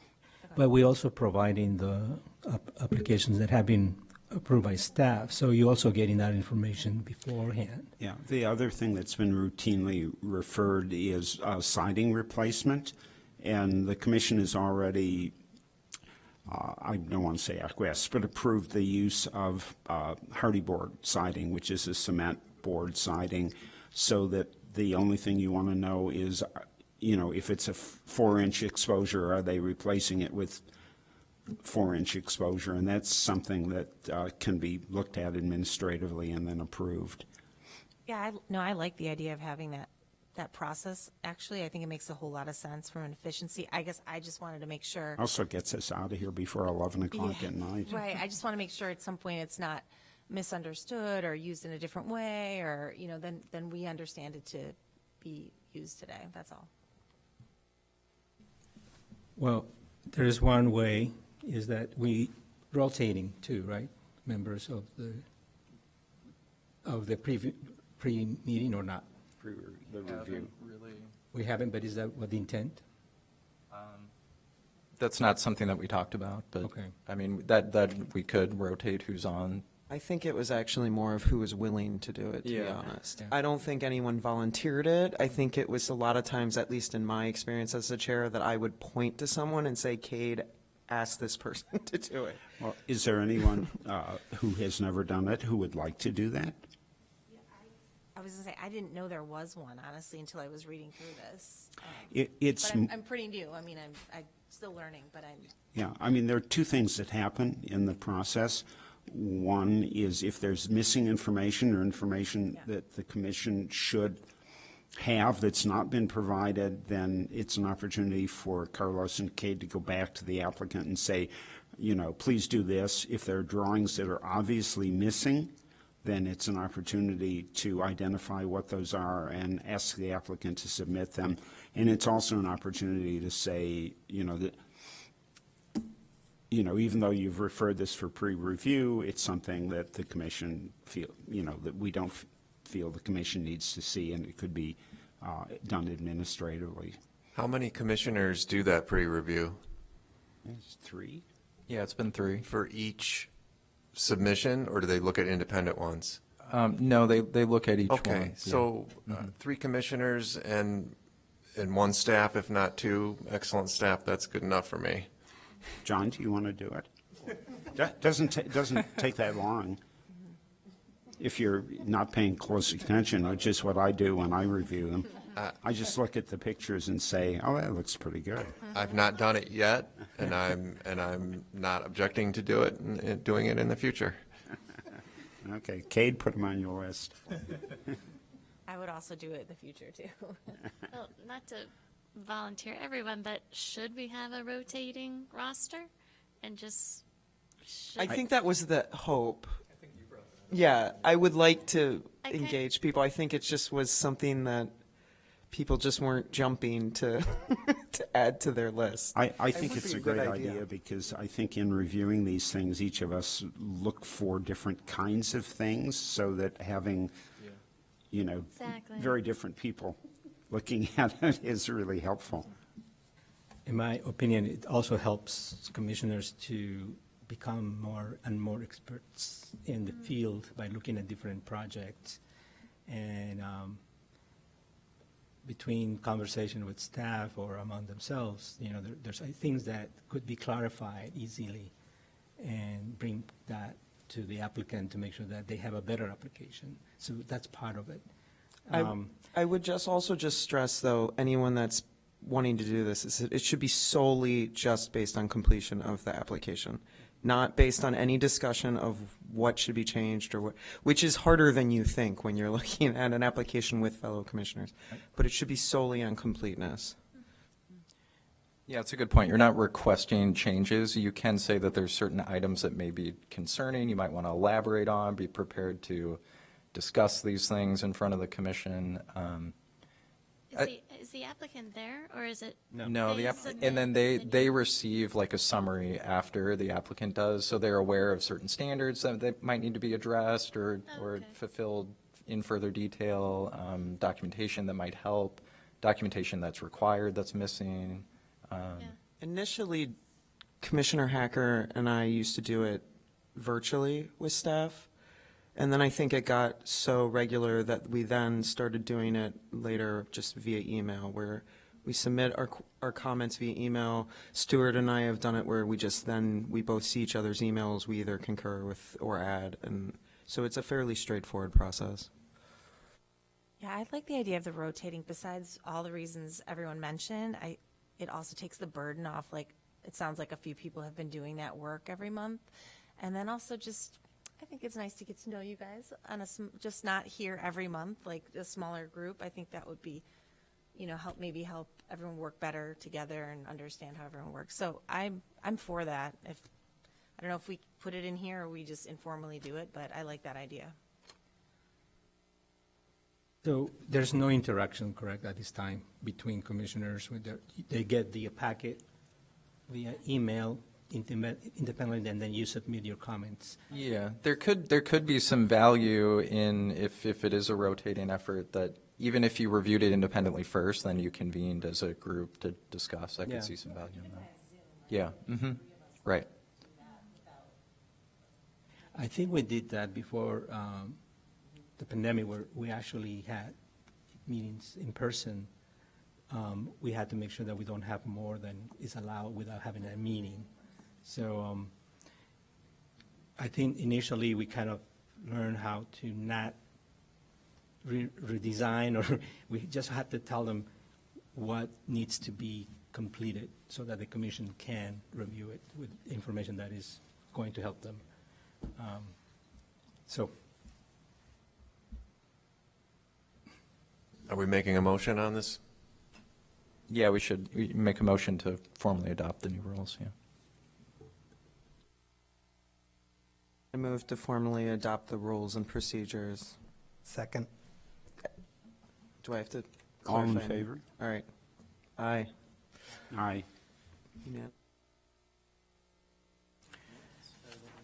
all right, so we have the next item is the approval of the minutes of February 15, 2023. I received some revisions from John and also Carl, which will be incorporated in the final draft, in the final minutes. And me too. I'm sorry, and I'm sorry about that. What happened was that I was using the format from the previous No problem. meeting, and I forgot to delete that sentence, problem. which is from Yeah. the previous one. So that one, including Amanda. So we need a motion to. Just want to make sure everyone had time, if they have any other comments, or, no? If not, then I move approval of the minutes of the February 15th meeting. All in favor? Who second? Oh, was there a second? Sorry. Okay. Thank you. All in favor? Aye. And I'm not going to vote. I forget what you call that. Abstain. Abstain, abstain. thank you. I wasn't. I also yeah. abstain. 2 abstentions? Abstaining, yeah. There's 4. 4 abstentions? We have, There were 5 people at the. Until like 11 o'clock. so 4 abstentions. 4. Does it pass with 4 and 4? Yeah. Does it pass with 4 and 4? So you're doing that, The Carlos. abstentions don't count. No count isn't, okay, good. So it counts as unanimous, right? Unanimous for, okay, gotcha. Thank you. All right, so the next item is discussion, Preservation Commission annual report.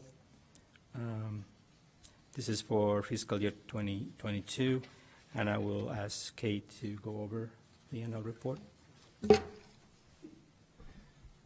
So this is, I think, the first time that this has been done in a long time. I think it's a good thing. This kind of goes back to some of the objectives in the plan and providing transparency in the work that this group does, and also kind of benchmarking its activities to, I think, be better year to year and understand really how we function as a body.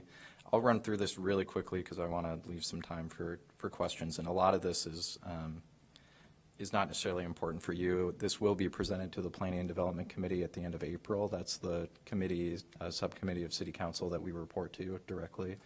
And it is somewhat lengthy. I think this is a lengthier annual report this time because of the significant work that this group has done, especially over the last 2 years.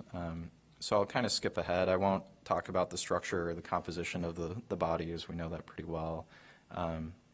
I think we're well aware of the vacancies. We have 2 currently. We also have 2 upcoming in September. This one, how many meetings were held last year? We held 11 regular scheduled meetings. We had 2 formal subcommittee meetings with more than 3 commissioners. Those were for development of the long-range plan itself. We had 10 working group meetings. I think 3 of those were for the long-range plan, and 7 of those were for the legacy business working group.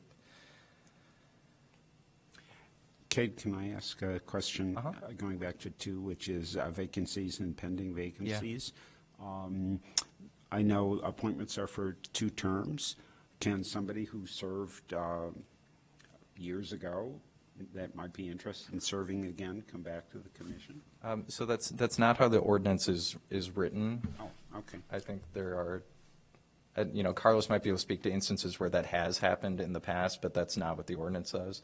It says that you can only serve 2 terms. We have some commissioners that were active in the 80s come back in the late 90s or early 2000s, and they were appointed again. So we can double check with the law department if that would be feasible. And I was told that that conflicts with some of the city council rules as well, which don't allow more than 2. Okay. And it doesn't allow the mayor, and it uses the term mayor as the office of the mayor, not the individual mayor, to appoint someone more than once, reappoint someone more than once. Kate, have we had additional applications for the? We have one application that's kind of pending and in the process, and I have not been made aware of any others. Okay, thanks. 5 is just asked if this commission achieves its work through staff support. The answer is yes.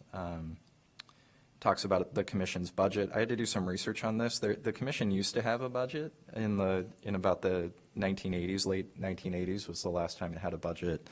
At its highest point, it was about $30,000. It's operated without a budget for about 30 to 40 years now.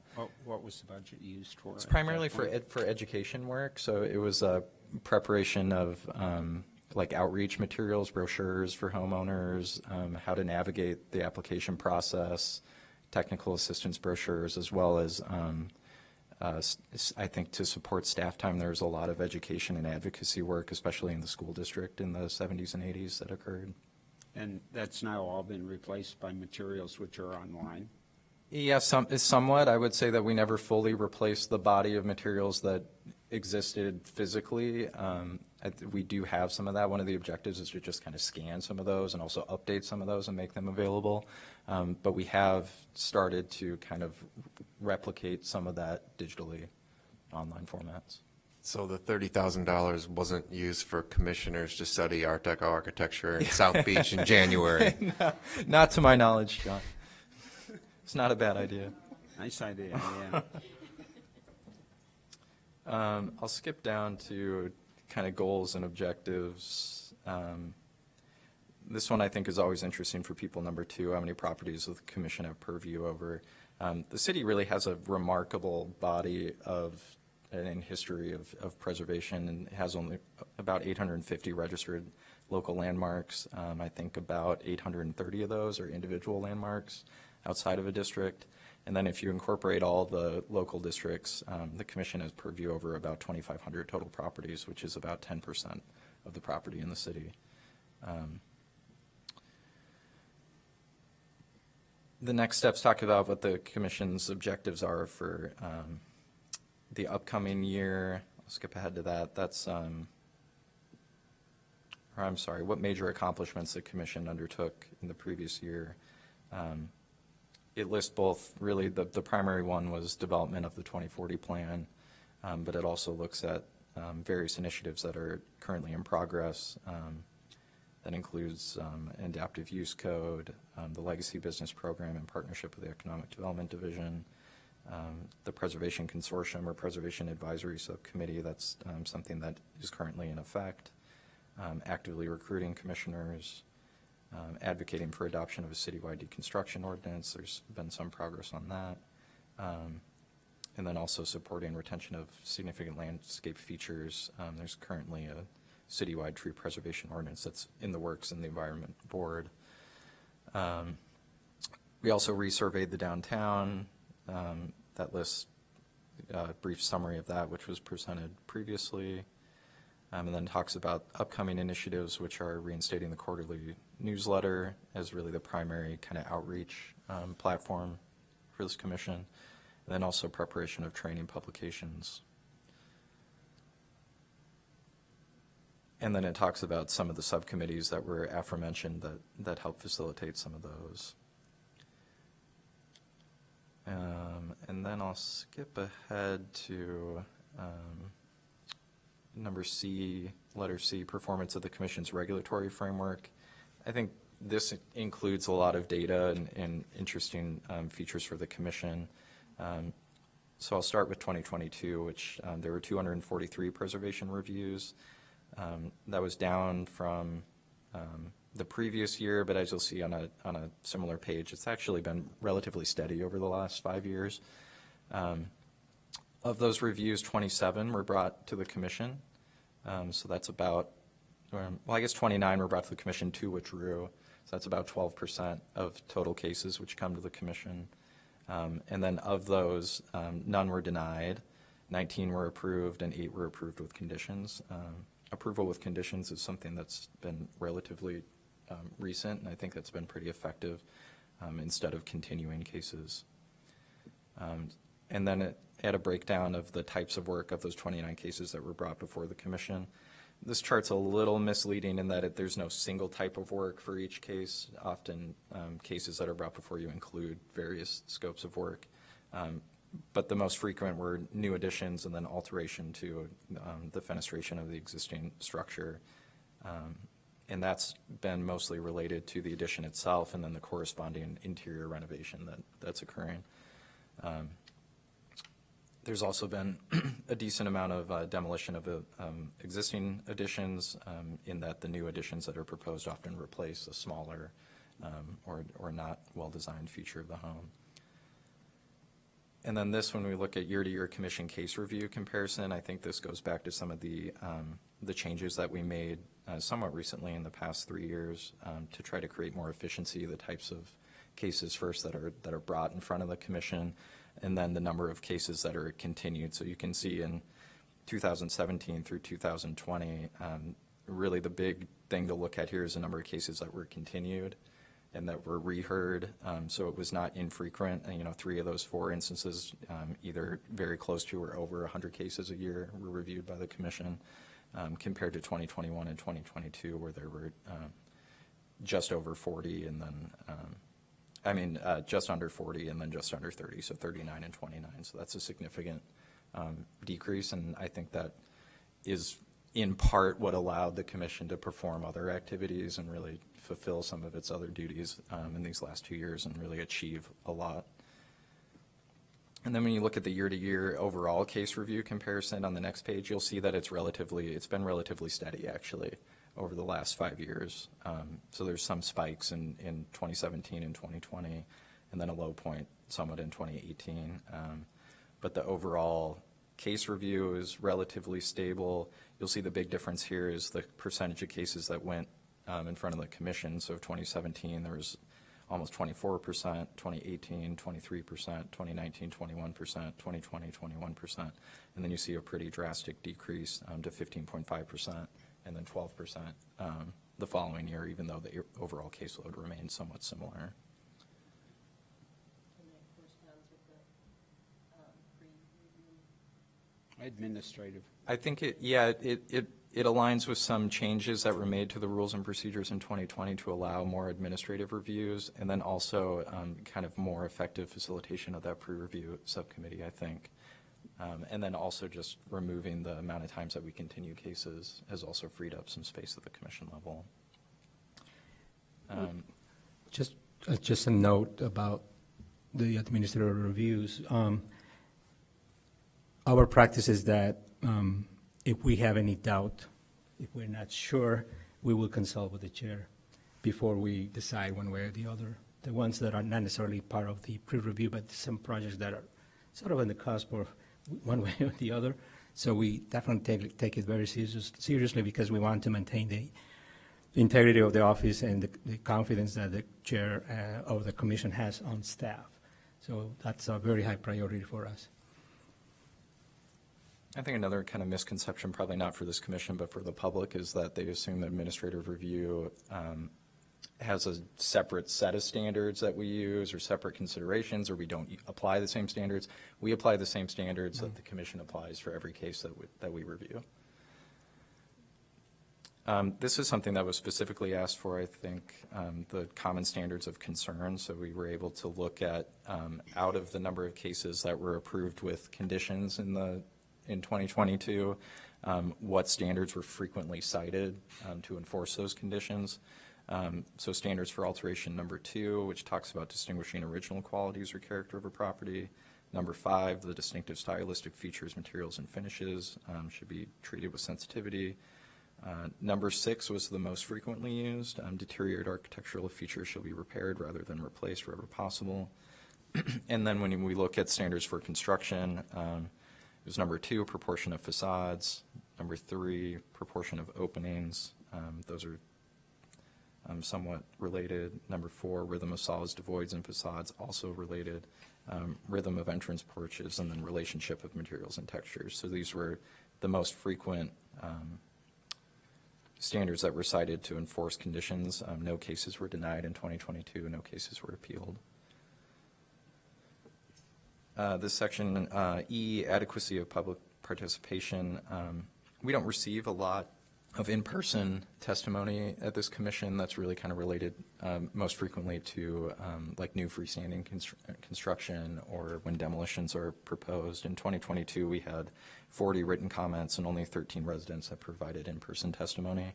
Kind of what's happening behind the scenes is that staff between Carlos and I, we fielded 400 requests for technical assistance in 2022. And that's somewhat, I think that's somewhat stable from year to year, somewhere Yes. around there. Yeah, 300 to 400. And those are above and beyond actual applications? Correct, yeah, that's just someone seeking guidance, like preliminary guidance, guidance on seeking like restoration professionals or seeking, contractors that have performed work successfully or architects that come before the commission frequently.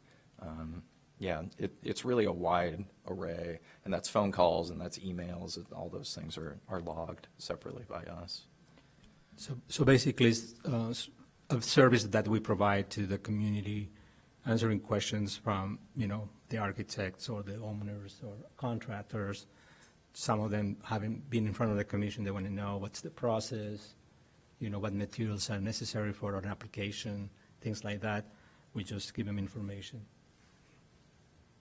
I thought this stat was it was pretty interesting, and it'd be interesting to look back at the previous years. But in 2022, the commission met for just over 25 hours between the 11 regularly scheduled meetings. And then for those that sat on the subcommittees and the working groups, an additional 22 hours. I would imagine it was much higher previously than the 25 hours. And then I'll skip down to the outlook. This is something really, I think this is a very important section if you wanted to add input when this goes to the Planning and Development Committee, but this looks at what concerns the commission has that they want to bring to the City Council's attention. These were really, they were kind of broached by staff and then kind of massaged by the chair.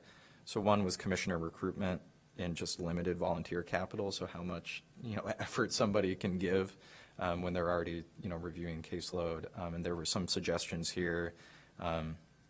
So one goes back to what Commissioner Cohen was saying, so finding a way to allow former commissioners to serve again, opening membership to those who don't live in Evanston but work in Evanston.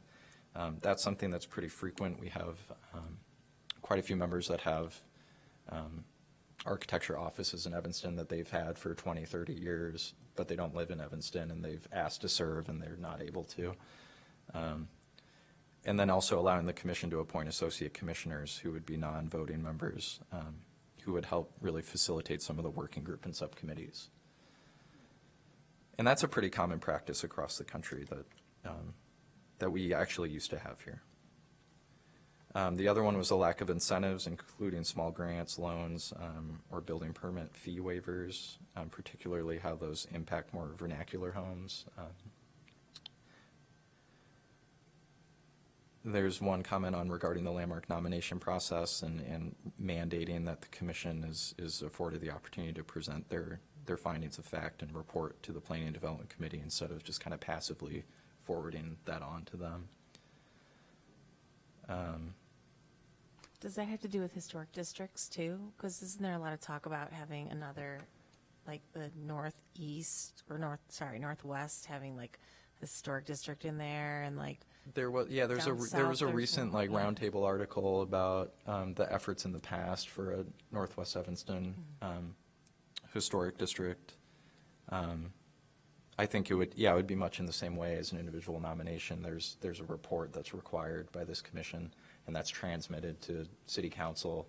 But I think in the past, sometimes it's just been really passively handed off to them, and it's not been actually presented in terms of like testimony or actually coming before that body as a commission. Is that number 3 kind of include that sort of, that's a larger thing, historic district. Landmark, you're thinking more individual homes. Is that what you mean by that? I think the only reason that's the only thing listed in there is that's just more common. We haven't had a local district that's been created since the Northeast, which was 2005, but that could be amended when we transmit this to say, historic districts and landmarks. Yeah, I'd love to put that in there. Thanks. Well, I think following up to that, I think that what happened was, I wasn't on the commission then, but I think the commission sent to City Council a recommendation for a landmark of a building, and the City Council then, I guess, got the report from the commission, but then they denied the landmark status. And I think that this would potentially help with that, having someone in person talk to the City Council, or at least presenting what the commission agreed and recommended would help, instead of just having a document buried in the packet somewhere. 100% agree. Yeah. If you're talking about the Hurd Street Church, there were commissioners who actually prepared testimony and were not allowed to testify. So it was, dare I say, a shit show, in which the City Council had already determined what they wanted to do about the designation of that structure. I think and it made it difficult to rebut some of the testimony that was provided by, in this case, attorneys that were hired, because they don't have any other context. So they're sitting in front of a room and someone is afforded the opportunity to give them testimony, but there's no one else there that can say, well, that's not exactly accurate, or that's not what was meant by our report. Or so I think just allowing that space is a very valuable thing. Number 4 is that the ordinance currently, there's been a lot of talk about this commission and in the 2040 plan about finding ways to diversify the resources that are registered to be more even like culturally or socially based, and our ordinance does not easily facilitate that at all right now, and many ordinances across the country don't. Some of that is tied directly to requirements for integrity for certain resources, so that's something to look at if those goals are really meaningful. Okay, to go back to the interaction with the City Council, the argument that was made against designation was economic hardship. But just as we have standards for evaluating, I don't know if there are standards or required evidence to demonstrate economic hardship other than somebody getting up and saying, well, the fact that it's designated makes the property less valuable because there are restrictions on it. Yeah, and this is always a really difficult thing. Our ordinance does have an economic hardship clause. Now, the difficulty is that an economic burden or a financial burden is not what's intended by that clause. So when that clause talks about economic hardship, that's specifically addressing a taking that would take place. So if the commission were to landmark something and then it significantly devalues the development potential or income producing potential of that property as a result, that's when that would be enacted. So I don't know if that answers your question necessarily, but there are very specific standards for that and required documentation that that the commission has to review, and then subsequently the city council would review. That's also a very good point about where in-person testimony would have been helpful, because there were, I think we really did consider the adaptive use potential, the income producing potential for that property. We had very specific guidelines for it to allow for additions and alterations to certain elevations to accommodate that. So I think we were very careful and cognizant of that, and it just didn't, that wasn't translated. Yeah, I mean, we heard an economic hardship argument tonight, and, you know, I resisted the overwhelming desire to say to the person who was testifying, if you can't afford to maintain the house, don't buy a landmark. And that's some of the incremental changes and alterations I think are sometimes appropriate. And it's not that those considerations aren't real and that they should be considered. I think any reasonable person would consider those things. But it doesn't mean that they are, you know, that the standards are secondary to those considerations. And then the last one is just that historic preservation and this commission itself are an under-leveraged tool for the city to achieve their sustainability and economic development goals and objectives. And then the last is just a membership list, which lists each member and the meetings they attended and the meetings that were absent for each year. Kate, I love the charts in here. I really think that the illustrations are great to give some of the facts sticking out so they're not buried in text. I think you did a nice job with that.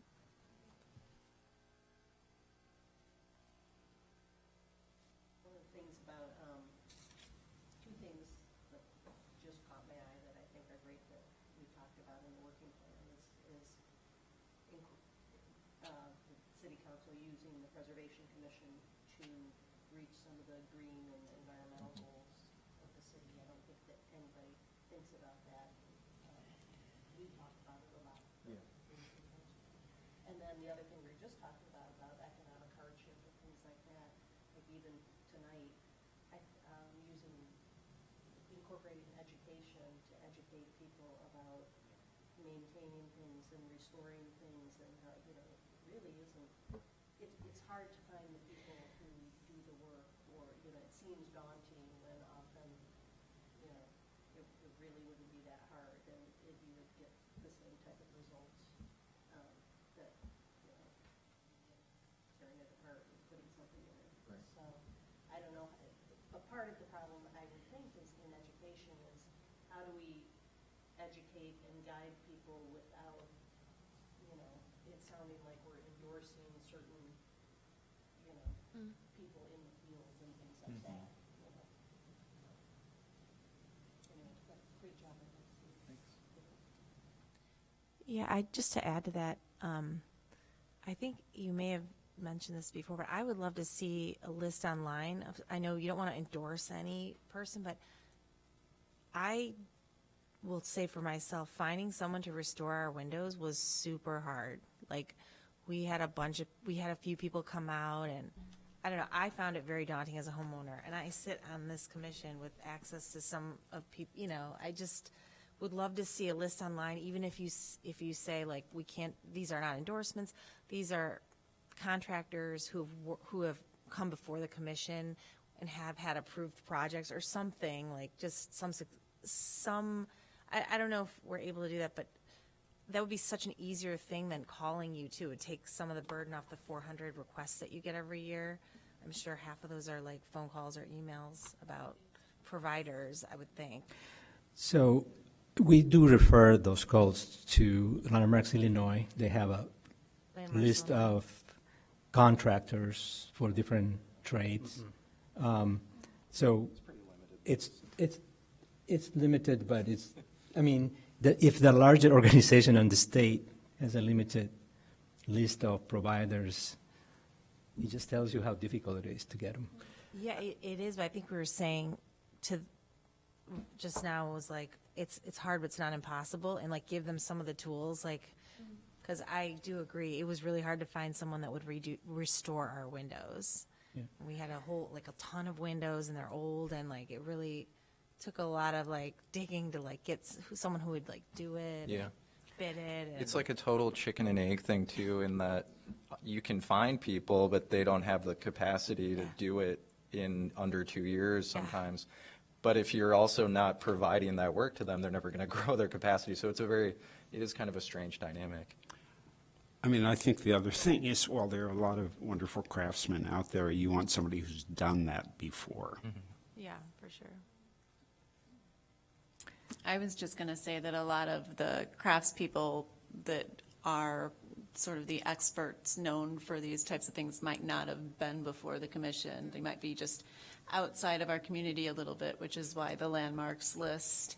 And if it's not, I mean, maybe we direct people to call someone at landmarks, because I'm sure that they're not constantly maintaining that list too. The list is surprisingly limited. Like if you go to like the window restoration section, it lists like 2 people in the state, and then they're like downstate. We've got a guy in Skokie who does. Yeah, nice work. there's quite a few around. I think the difference is that and I don't know how they get people on that list, but that's a preferred vendor list.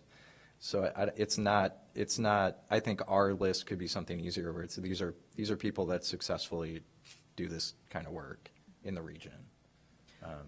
Or maybe if we just have like a catalog of references of homeowner projects too, Sure. like, so, Yeah. you know, call Ed, they've done the, you know, Yeah. they've done the stained glass window restoration, and Yeah. they can tell you who to talk to. Yeah, that's smart.